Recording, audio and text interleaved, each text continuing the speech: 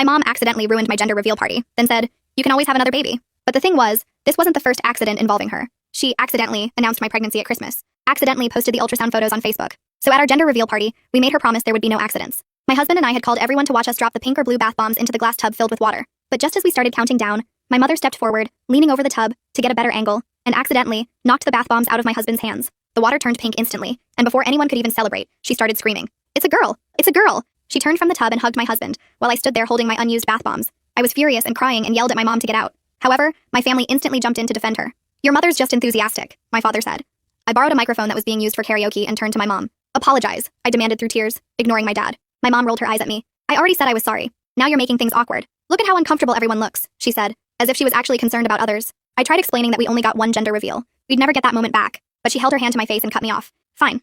I'm sorry. It was an accident. I'm just excited about my first granddaughter while you're being a huge party pooper." But before I could open my mouth to retaliate, my sister walked over with a smirk. "She raised you. You should honestly be grateful." I walked away after that. I'd gotten my apology and decided to be the bigger person, but I shouldn't have been so nice. The next day, I found out that my mom had self-appointed herself as co-host to our upcoming baby shower without telling me. She'd changed up a lot of the details to the party, from pink to purple, from cupcakes to donuts. She made sure it was the party she always wanted. And as if things couldn't get any worse, my mother showed up to the baby shower venue wearing the exact same dress I had picked out. "Oh, I thought everyone would be wearing this." "My bad," she giggled. But that was a blatant lie. She'd called my husband to ask what I'd be wearing, pretending she wanted to coordinate but not match. But that wasn't even what made me upset. During the party, she stood up to give a speech nobody asked for. "Thank you all so much for going to this party. It means so much to me that you're just as excited to meet baby Charlotte like I am," she announced to everyone. The room went silent. We hadn't told anyone the name. We hadn't even finalized it ourselves.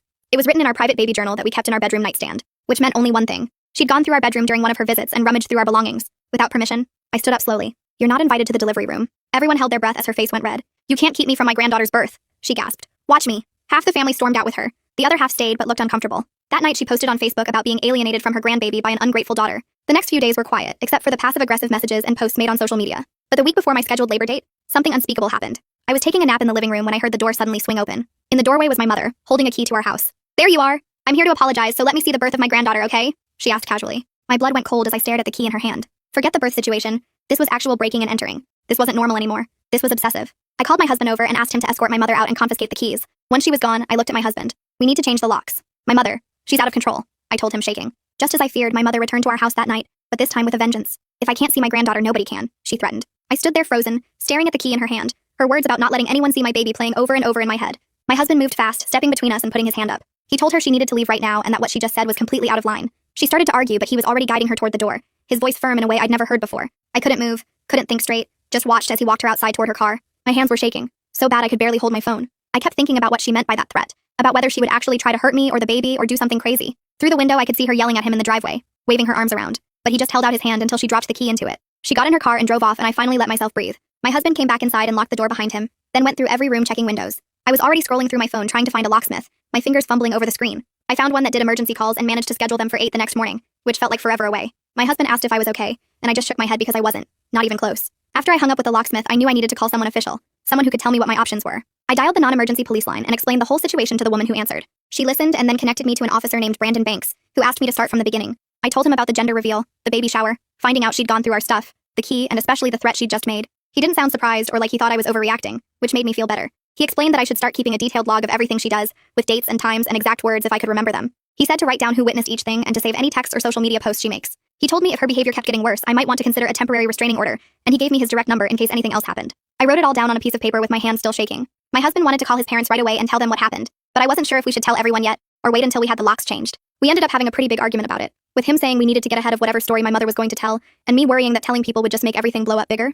He pointed out that my mother was probably already on the phone spinning some version where she was the victim, and if we waited too long, everyone would believe her first. I hated that he was right, but he was. We finally agreed that we'd send one message to the whole family at the same time, just the facts, so nobody could say we were hiding anything or being dramatic. We decided to wait until later that night so we'd have time to figure out exactly what to say. At 11 that night, I typed out a message to the family group chat, explaining that my mother had used a key we didn't know she had to enter our house without permission, and that she'd made a threatening statement about our baby. I said she wasn't welcome at our home anymore until further notice and that we were taking steps to secure our house. I kept it short and factual, no emotions, just what happened. My husband was on his phone at the same time going through our smart home app, and he found that we'd given my mother access to the garage door opener months ago when she was helping with some deliveries. He removed her access and then checked every other entry point we could control through the app. We changed the code on the keypad by the side door and made sure all the app permissions were locked down tight. My phone started buzzing with responses almost immediately, but I turned it face down and didn't look. I tried to go to bed, but I couldn't stop hearing sounds. Every little creak of the house settling, every car driving past, every branch hitting the window made me think she was coming back. I kept imagining her trying her key in the lock and getting mad when it didn't work anymore, then trying to break a window or force a door. I ended up on the couch with every light in the living room on, pulling a blanket around myself even though I wasn't cold. My husband came out around 2 in the morning and found me there,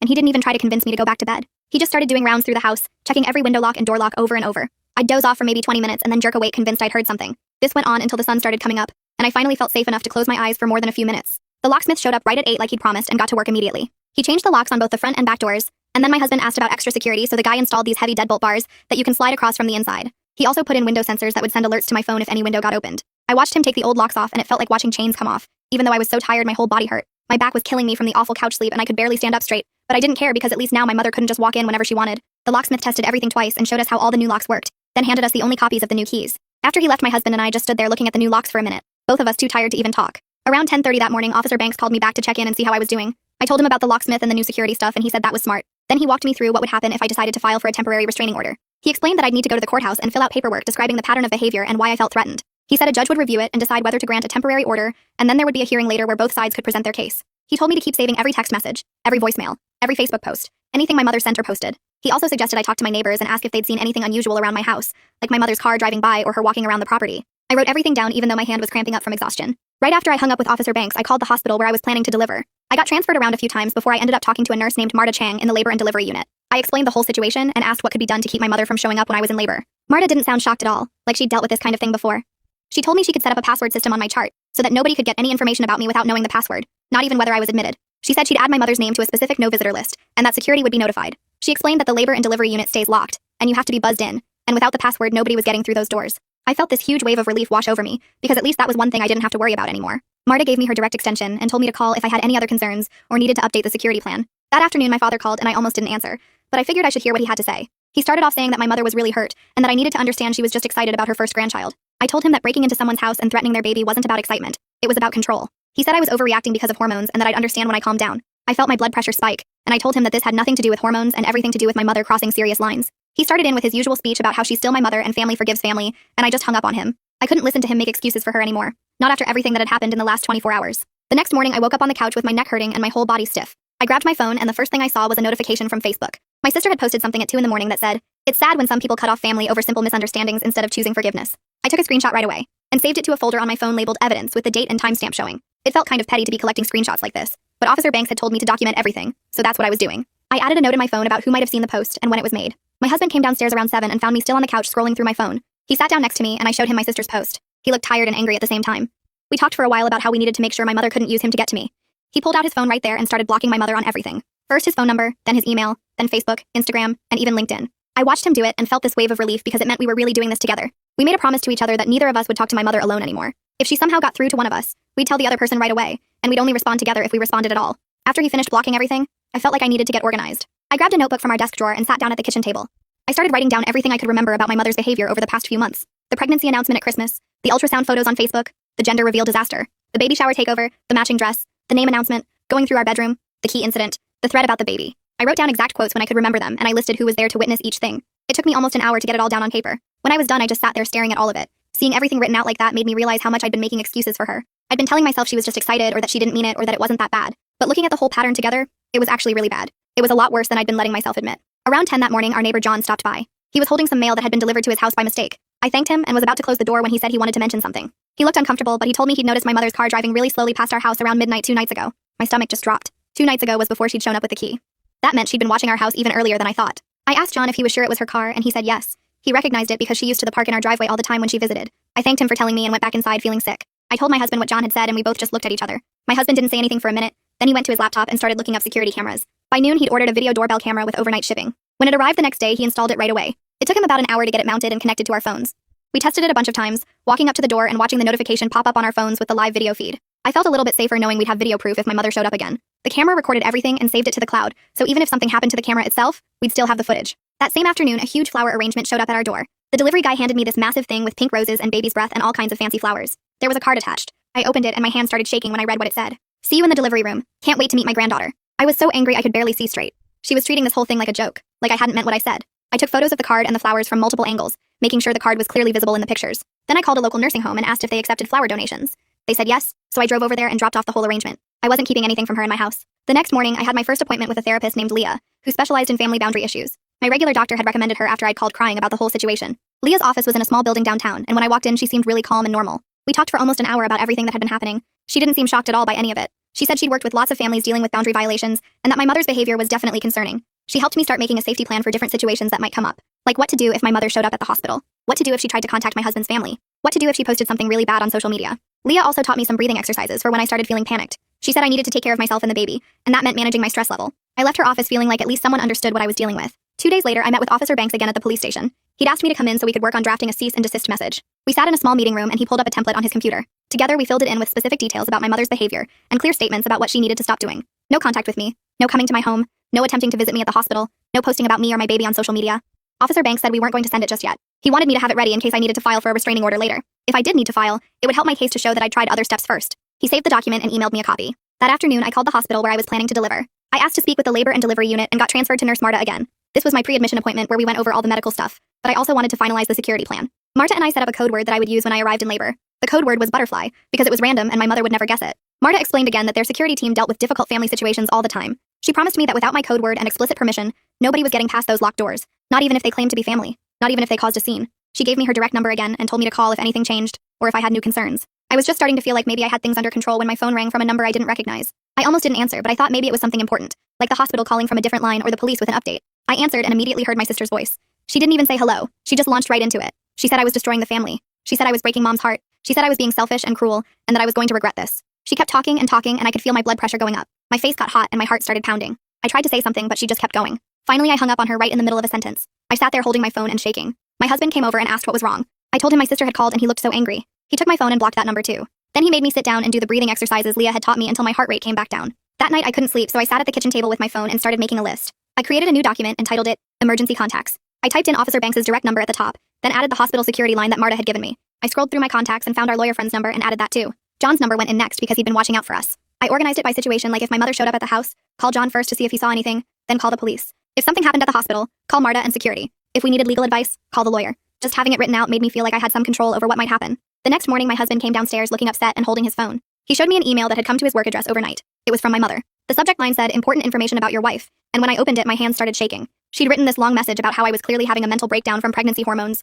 She said my husband needed to protect our daughter from my unstable behavior. She claimed I was keeping the baby from family who loved her, and that isolation was a sign of postpartum psychosis, even though I hadn't even given birth yet. She ended it by saying she was available to help him get me the treatment I desperately needed. My husband looked embarrassed and told me he was worried his coworkers might have seen it in his inbox. He forwarded the email to me so I could save it. Then he sent a message to his HR department explaining the situation. He added my mother to his spam filter and blocked her email address. I saved the email in my evidence folder with a screenshot and the date. That evening we sat down on the couch together and my husband turned to face me. He took my hands and told me he was completely on my side, and nobody was going to make him doubt that. He said watching my mother's behavior get worse and worse had actually shown him that I'd been way too patient with her, not too harsh. He told me he was proud of me for protecting our family, and that he'd do whatever it took to keep us safe. I started crying because I'd been so scared that my mother's campaign might work, and he might start questioning whether I was overreacting. Hearing him say those things made me feel less alone. My next therapy appointment was 2 days later, and I brought all the new evidence with me. Leah looked through the work email and the screenshots from my sister's calls and posts. She helped me understand something I hadn't really thought about before. She said I was grieving the mother I wished I had, not the one I actually had. She explained that it was totally normal to feel sad about enforcing boundaries even when they were absolutely necessary for safety. She said the grief didn't mean I was making the wrong choice. It just meant I was human, and I'd hoped for something different.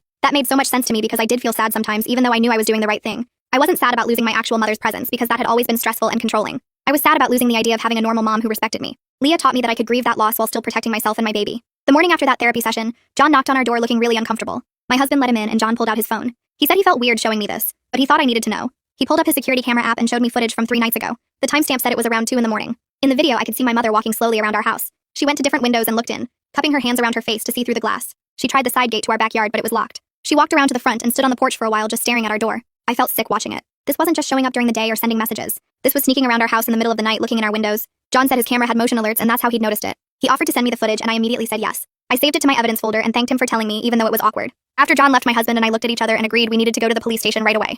We drove there that afternoon and asked for Officer Banks. He came out to meet us and took us to a small meeting room. We sat down and I showed him everything I'd collected. The emails, the texts, the Facebook posts, the sister's calls, John's security footage showing my mother prowling around our house at night. Officer Banks was really kind but also professional. He didn't act shocked or like I was overreacting. He just carefully logged everything into their system. He made notes about the pattern of behavior and how it was getting worse. He specifically noted the neighbor's camera footage and the threatening statements my mother had made. He explained that all of this was going into an official report, and that I could use it if I needed to file for a restraining order. He thanked us for documenting everything so thoroughly, and said that kind of evidence made a huge difference in these cases. That evening I was checking Facebook before bed and saw that my mother had made a new public post. My stomach dropped when I read it. She'd written the name of the specific hospital where I was planning to deliver. She said she'd be there no matter what anyone said, because nobody could keep a grandmother from meeting her grandbaby. She tagged several family members in the post. I immediately took a screenshot and then I called Marta in a panic. It was late, but she told me to call anytime if something came up. Marta answered and listened while I explained about the Facebook post. She told me not to worry and that we'd handle it. The next morning, Marta called me back and said she'd coordinated with hospital security. They were adding a special flag to my file in the system. The flag meant that if anyone called or showed up asking about me, the staff wouldn't even confirm I was a patient there. They'd just say they couldn't give out that information. Marta explained that they dealt with domestic situations and stalking cases pretty regularly,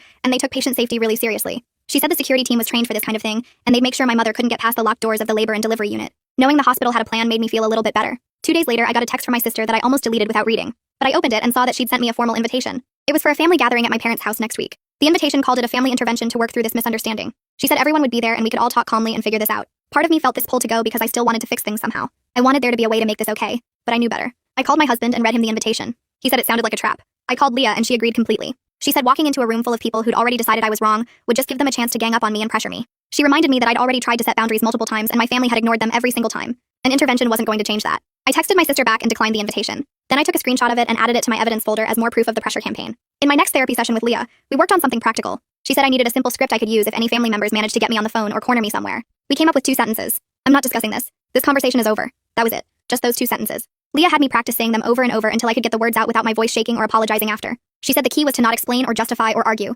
Just state the boundary and end the conversation. We role-played different scenarios where family members might try to guilt me or argue with me. Each time I practiced saying my 2 sentences and then pretending to hang up or walk away. By the end of the session, I felt like I could actually do it if I had to. The next morning, I met Officer Banks at the courthouse and he walked me through every single form I needed to fill out for the temporary restraining order. My hands shook as I wrote down dates and descriptions of what my mother had done, and seeing it all on paper made it feel more real and more scary at the same time. Officer Banks was patient and helped me organize everything in the right order, explaining what the judge would want to see and how to describe the pattern of behavior. I had to include the gender reveal incident, the baby shower name announcement, the unauthorized key entry, the threat she made, and all the Facebook posts. After we finished the main paperwork, Officer Banks drove me to John's house so he could sign a notarized statement about what he'd witnessed. John had written down the dates and times he saw my mother's car driving past our house and the security footage of her trying to look in our windows. Having a neighbor willing to put his name on an official document meant everything, because it proved I wasn't making this up or being dramatic. We got John's statement notarized at the bank and added it to my file. Back at the courthouse, I had to use the bathroom, and that's when everything hit me all at once. I locked myself in a stall and cried so hard I thought I might throw up. This was my mother. I was filing legal papers to force my own mother to stay away from me. But I pulled myself together, washed my face, and went back out to submit all the forms to the clerk's office. The clerk reviewed everything and stamped it received, and Officer Banks told me I did a good job and that this was the right thing to do.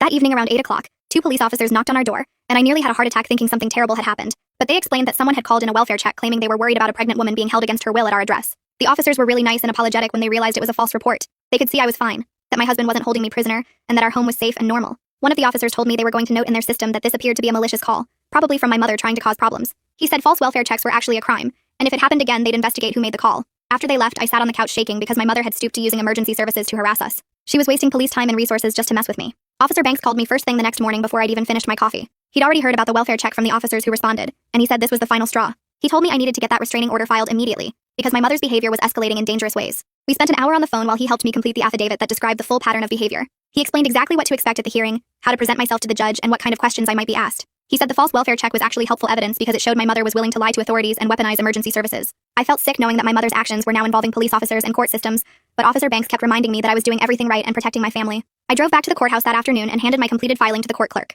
She reviewed all the paperwork and the attached evidence, then told me she was accepting my filing and would set a hearing date. My stomach dropped when she said the hearing was scheduled for 5 days from now. That was cutting it really close to my due date, and I was anxious about the timing. But the clerk explained that because of the threatening behavior and the pregnancy, they were moving my case through the system as quickly as possible. She said the judge took these situations seriously and would review all my evidence before the hearing. I left the courthouse feeling both relieved that the legal system was taking this seriously and nervous that everything was happening so fast. When I got home, my husband showed me an email my mother had sent him with the subject line in all caps reading last chance. I felt my blood pressure spike as I read her demanding that we apologize to her and let her back into our lives before the baby came. She wrote that this was our final opportunity to fix things, and that she wouldn't be so forgiving if we waited any longer. My husband hadn't responded to the email and said he had no intention of ever responding. We saved the email and added it to our evidence file because it showed she was still trying to find ways around my boundaries and still acting like she was the victim. The fact that she sent it to my husband instead of me proved she was trying to manipulate him and drive a wedge between us. During my next therapy session, Leah gave me homework that felt overwhelming but necessary. She said I needed to create a media blackout plan for the week I went into labor, which meant deciding exactly who got told when, and making sure those people understood they couldn't post anything online. We spent the whole session narrowing down the list of people I could trust. I realized I couldn't tell my father because he'd tell my mother immediately. I couldn't tell most of my extended family because they'd been siding with my mother on social media. We ended up with just 3 people on the list. My husband's parents and my best friend from college. All 3 of them had proven they could keep information private and wouldn't post anything on Facebook or Instagram. Leah made me practice exactly what I'd say to each of them about why they couldn't share the news publicly. 2 days later, I came home from a doctor's appointment to find a wrapped gift sitting on our front porch. There was a card from my sister saying it was a present for the baby, and that she hoped I'd accept it even though we weren't talking. Part of me wanted to just throw it away, but I brought it inside and opened it. It was a really cute stuffed elephant, soft and perfect for a newborn. I was actually touched for about 5 seconds until I squeezed the elephant and felt something hard inside. I ripped open the seam and found an AirTag tracking device sewn into the stuffing. My hand started shaking so badly I dropped the elephant on the floor. Someone had deliberately hidden a tracking device in a baby gift. My sister or my mother or both of them together had planned this. They wanted to track where the baby went, or maybe they wanted to track when we left for the hospital. I couldn't think straight and I could barely breathe. My husband found me sitting on the floor staring at the AirTag, and he immediately took over. He called Officer Banks while I just sat there trying to process that my own family would do something this creepy. The next morning we went to the police station and filed a supplemental report about the tracking device. Officer Banks took photos of the elephant, the torn seam, the AirTag, and the card from my sister. He added everything to the restraining order evidence file, and said this was actually helpful for the court case even though it was horrible for me to experience. He explained that this kind of thing showed a clear pattern of invasive and obsessive conduct that went way beyond normal family drama. The judge would see that my mother and sister were working together to stalk me and violate my privacy in increasingly serious ways. Officer Banks said the tracking device was proof they were planning something, maybe planning to follow us to the hospital or show up wherever we took the baby. I felt validated that he took it so seriously, but I also felt more scared than ever. That afternoon, my father called my husband's cell phone instead of mine. My husband put it on speaker so I could hear, and my father admitted that my mother had taken the house key from his keyring without asking him. He said he'd noticed it was missing a few days after the incident at our house and confronted my mother about it. She'd confessed to taking it but told him it was her right as a grandmother. My father sounded tired and sad as he explained this, and for a second I thought maybe he was finally going to help us. But then he said he couldn't give a formal statement to the police because he couldn't betray his wife like that. I felt betrayed all over again because he knew exactly what she'd done wrong, but he still wouldn't help stop it. He chose his loyalty to my mother over protecting his pregnant daughter and granddaughter. My husband thanked him for the information and hung up, and I cried because I'd lost both my parents in this mess. My husband spent that evening creating a very specific list of exactly 2 people who were allowed to know when I went into labor. Just his parents. That was it. We decided even my best friend would find out after the baby was born because we needed the tightest possible circle. The next day, we drove to the hospital for a final pre-admission tour, and we practiced the code word system with the labor and delivery staff. We met with Marta again, and she walked us through exactly what would happen when we arrived. We'd use the code word at check-in, and our names would be completely hidden from the system. We practiced saying the code word out loud so it wouldn't feel weird when the real moment came. Having everything planned out and tested like this made me feel more prepared and way less scared about the actual delivery day. I knew the hospital had our backs, and that my mother couldn't just walk in and ruin everything. We drove home that night, and I actually felt like maybe we could do this. Maybe we could have our baby safely without my mother destroying it. That night I couldn't sleep, so I sat at the kitchen table around midnight with a notebook and started writing. I wrote about how much it hurt to lose my mother's place in my life, but how I couldn't keep accepting her behavior just because she was family. I wrote that I'd rather have safety and peace for my daughter than chaos and constant violations of our boundaries. Putting the words on paper helped me process the grief I was feeling, while also making me more sure that I was doing the right thing. I folded the letter and tucked it into my pregnancy journal so I could read it again if I started doubting myself. The next morning my phone rang at 8:30, and it was the court clerk calling to tell me the temporary restraining order had been granted, based on all the evidence we submitted. She explained that the judge reviewed everything including the tracking device, the unauthorized key, the threats, and the neighbor's camera footage. The order said my mother had to stay at least 100 yards away from me, our home, and the hospital where I planned to deliver. I felt this huge wave of relief wash over me because now there was legal protection in place. But the clerk also explained that the order couldn't actually take full effect until my mother was officially served with the papers by a process server. Until she received the documents in person, the restraining order existed but couldn't be enforced. The court had already sent a process server to my mother's house that morning to deliver the papers. I waited by my phone all day hoping to hear that it was done, but around 4 p.m. the process server called to say my mother wouldn't answer her door. He said her car was in the driveway, and he could hear movement inside the house, but she refused to come to the door. He left a notice on her door and said he would try again the next day, but it was really frustrating because it seemed like she was avoiding being served on purpose. I met with Nurse Marta the following afternoon for what she said would be our final appointment before my due date. We sat in a small office at the hospital, and she walked me through exactly what would happen if my mother or my sister tried to get into the labor and delivery unit. She showed me a map of the floor and pointed out where the locked doors were and where security would be stationed. She explained that when I arrived in labor, I would give the code word at check-in, and my name would be completely removed from any computer system that visitors could access. If anyone came asking about me, the staff would say they had no patient by that name. Marta assured me that security would be called right away if my mother showed up, and that I wouldn't have to do anything except focus on delivering my baby safely.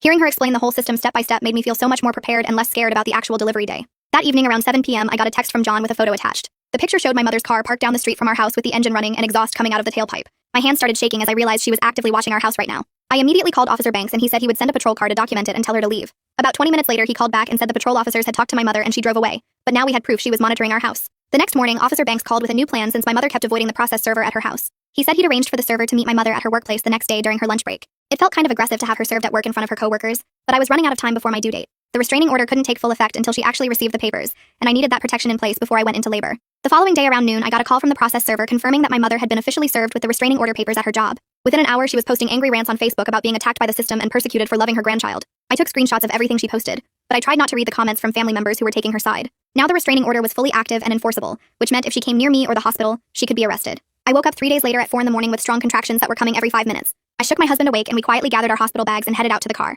We didn't tell anyone we were going because our plan was to wait until after the baby was born to make any announcements. The drive to the hospital was quiet, except for me breathing through contractions and my husband holding my hand at red lights. Somehow my sister figured out we were at the hospital maybe from seeing our car leave or tracking some other pattern we didn't notice. Around 8 a.m. she posted a vague status on Facebook asking if anyone knew what hospital in the area has the best labor and delivery unit. My husband saw the post and we immediately turned off all our phones and handed them to the nurse so we wouldn't be tempted to check social media. Around noon, Nurse Marta came into my room looking calm but serious and told me that hospital security had just stopped my mother at the locked entrance to the labor and delivery unit. My mother had tried to get in, but when security asked for the code word, she couldn't provide it, so they turned her away. Marta said security escorted her out of the building and told her she wasn't allowed to return. I felt scared knowing my mother had actually shown up and tried to get to me, but I also felt so relieved that the system worked exactly like they promised it would. About an hour later, Officer Banks showed up at the hospital, and I could hear his voice in the hallway talking to security before Marta brought him to my room. He explained that he'd issued my mother an official warning in writing that she violated the restraining order by coming to the hospital and trying to access the labor unit. He told me through the doorway that any more violations would result in immediate arrest, and that security had escorted her off the property with photos documenting the incident. I thanked him and he left quickly because I was having stronger contractions and needed to focus on the actual labor part. That evening around 7, I finally delivered my daughter with just my husband holding my hand in the room. Despite everything that had happened over the past few weeks with my mother and all the fear and planning, the actual birth itself felt peaceful in a way I hadn't expected. The room was quiet except for the medical equipment beeping and my husband whispering that I was doing great. When they placed my baby on my chest, I started crying, but not from pain or fear anymore. I cried because we'd actually made it here safely, and all the boundaries we'd put in place had protected this exact moment from being ruined or invaded. My husband was crying too, and we just sat there for a while holding our daughter and not saying anything, because words felt too small for what we were feeling. Around midnight, they moved us to a postpartum recovery room down a different hallway that was quieter, and had a small couch where my husband could try to sleep. Nurse Marta came by to check on us and went over the privacy plan for when we'd be ready to leave in a day or two. She reminded me that the no visitor flag would stay on my chart the whole time we were there, and that we could leave through a private exit near the loading dock when we were discharged. She showed us on a little map where the exit was located, and gave my husband a phone number to call 30 minutes before we wanted to leave, so security could make sure the path was clear. I felt so grateful that she was taking everything seriously, and not acting like I was being dramatic or difficult. The next morning around 8, my phone buzzed with a text from my father that just said, "Congratulations, period. I'm sorry, period. Can I drop off a meal, question mark?" I stared at the message for a long time trying to figure out if it was genuine, or if my mother had put him up to it as a way to get information about where we were. I showed the text to my husband, and we talked quietly while the baby slept about whether responding would open a door we weren't ready to open yet. We finally decided that a brief thank you and a yes to the meal drop-off didn't mean we were letting him back into our lives or giving him access to our daughter. My husband texted back a simple thanks, and our address with instructions to leave the food on the porch. I spent some time that afternoon while my husband napped thinking about whether there might be any path forward with my mother that wouldn't put our safety at risk. I decided that maybe someday supervised contact could be possible if she actually got professional help and showed real change over time. But that was a conversation for the future, and not something I needed to solve right now while I was still in the hospital, learning how to nurse and change diapers and function on 2 hours of sleep.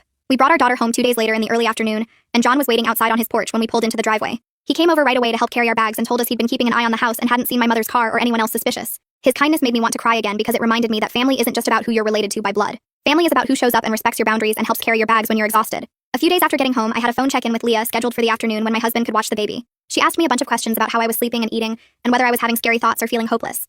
She explained that given everything I'd been through with my mother the past few months, I was at higher risk for postpartum anxiety and depression. She taught me some breathing techniques I could use when I felt panicked or overwhelmed, and reminded me that asking for help wasn't weakness. When my daughter was 2 weeks old, the restraining order hearing happened over video call from our living room. My husband held the baby while I sat on the couch with my laptop and watched the judge review all the evidence Officer Banks had submitted. The judge extended the restraining order for a full year, and added conditions that included my mother attending counseling sessions with proof of attendance sent to the court. I felt this huge sense of relief knowing the legal protection was solid and documented, and that there would be consequences if she violated it again. That same evening, my husband and I worked together to write a careful email to the extended family explaining our position going forward. We said that any future contact with my mother would require proof she was actively in counseling, that visits would be supervised only, and that our boundaries were absolute and non-negotiable. We weren't completely cutting off the possibility of reconciliation someday, but we were making it clear that the terms would be ours to set, and not up for debate. A few days later, I got a message through the hospital's patient portal from Nurse Marta, checking in on how I was doing at home. She confirmed that my medical records were locked and flagged in their system, so my mother couldn't access any information about the birth or my recovery. She also sent me links to some postpartum support groups in the area, and reminded me I could always call the unit if I had concerns or questions about anything. A few days later, Officer Banks called my phone around lunchtime while I was folding tiny baby clothes on the couch.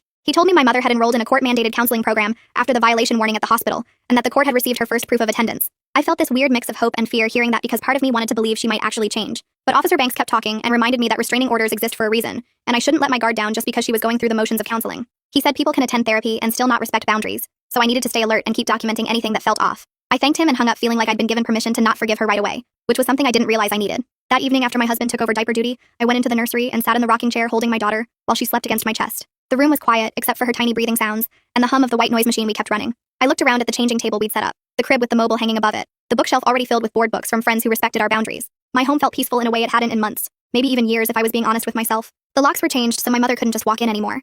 The boundaries were clear and backed up by legal documents that had real consequences attached. The people who had access to our lives now were people who actually respected us, instead of people who thought love meant ignoring what we asked for. I realized I was grieving the grandmother relationship I'd wanted my daughter to have, the kind where grandma comes over for Sunday dinners and teaches her to bake cookies and tells her stories.